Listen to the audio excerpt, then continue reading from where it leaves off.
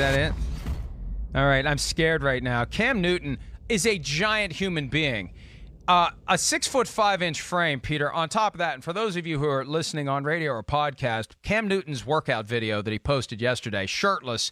I mean, to have that kind of a build, that V, that thickness on a 6'5" frame. Are you kidding me? I don't know what's up with his foot. I don't know what's up with his shoulder. But I'll tell you what, the guy continues to be one of the most impressive physical specimens I've ever seen in my life, Peter King. Yeah, I mean, that's a nice video, and obviously it shows that he's working out. But what does it mean? I mean, really. And again, that's the first time that I saw that. So was it part of a 20-minute something that's available somewhere? I don't know. My only point about this is we've talked about this a lot on this show, Mike, and that is until Cam Newton undergoes a lot of physical testing by a team, and not by just an independent physician, in my opinion, until he undergoes a thorough examination of both his foot, his shoulder, and everything, and until somebody has a long conversation with him about, hey, look, we have a starting quarterback here. We're not sure, we're not positive you're going to be a starter. How does that fit with you? And maybe he just says, because Mike, you know what the smartest thing for Cam Newton is? Do nothing until August 20th. Someone's going to call you on August 20th because they're going to need a quarterback desperately. And you're going to go in, and by October 1st, you'll know everything, and you'll be the starter on that team. And maybe even before that, maybe even opening day. But I just think he is a different case. And everybody says, how can he not be signed? He can't be signed because he's got a lot of question marks around him right now. And I think those have to be answered before I throw a lot of money at him.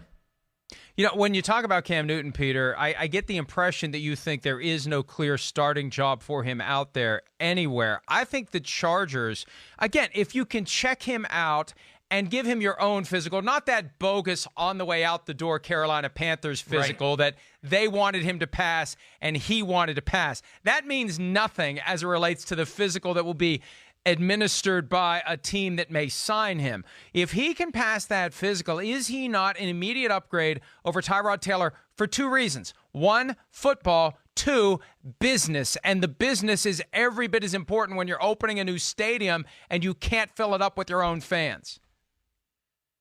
I agree, Mike. I totally agree.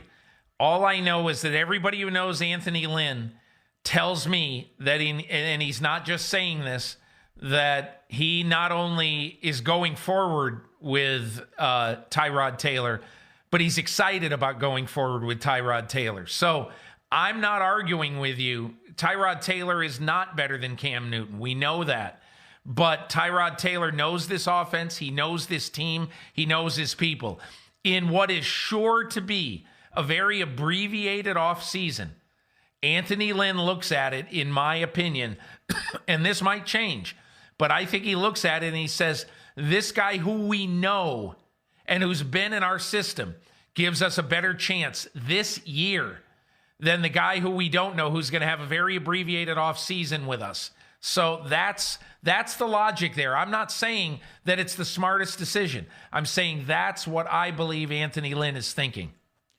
Read into this what you will, but Tyrod Taylor recently posted a video of him working out with Cam Newton. So, look, Tyrod Taylor has been a guy who is a starter, and then he's benched, and then he's passed around here, and he's passed around there, traded from the Bills to the Browns, and then the Browns are done with him. He goes to the Chargers.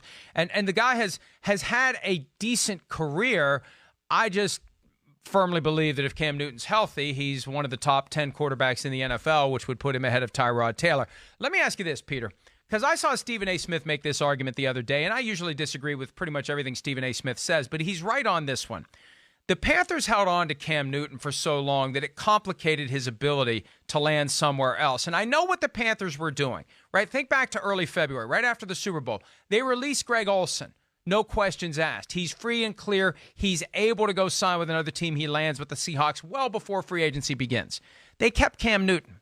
Why did they keep Cam Newton? The message was, we want Cam Newton, and if you want Cam Newton, you're going to have to trade something to us to get him. And they held on to that hope of getting something for Cam Newton for so long that by the time they set him free, most of the seats are taken. He's got limited options, can't have a proper physical. Do you think the Panthers should have handled Cam Newton differently? You could argue that maybe they should have. But to me, the reason that the Panthers did this is they thought all along somebody would give a 4 for Cam Newton, or maybe even a 3. It's what the Cincinnati Bengals are doing right now with Andy Dalton. They know that they're not going to have Andy Dalton on their team. Okay, I mean, they should know. Joe Burrow's going to be their quarterback.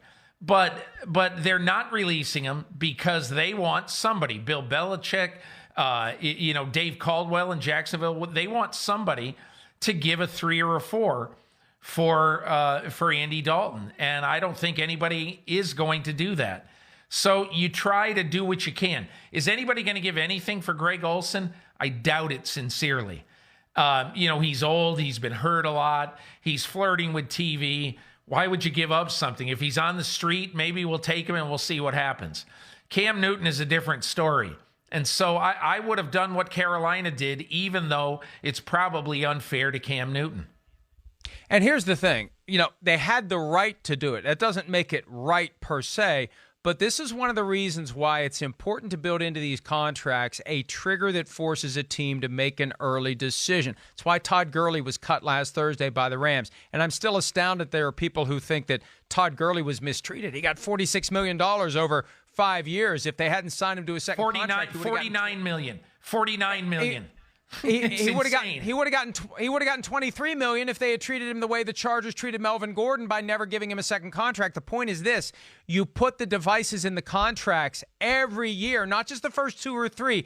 Every year, Peter, $5 million roster bonus due the third day of the league year or due the third day of the waiver period. You can build these things into the out years of a contract. Most agents, I think, assume that by the time we get to year 4, 5, 6, it's going to be ripped up anyway. You can't assume that. You've got to get those clauses in there. And if there had been a $5 million balloon payment or a full guarantee of his full salary for this year that came due on the third day of the waiver period in February, he'd have been cut right along with Greg Olsen. So there's a lesson here. Understand that teams are going to do things that we're going to look at from time to time and say, well, that kind of sucks that they're treating a guy this way. You plan for it by stacking the deck in the contract to force the team to make a decision. If Andy Dalton had that in the last year of his contract with the Bengals right now, and I think he's only signed for 1 more year, possibly 2. I think it's 1.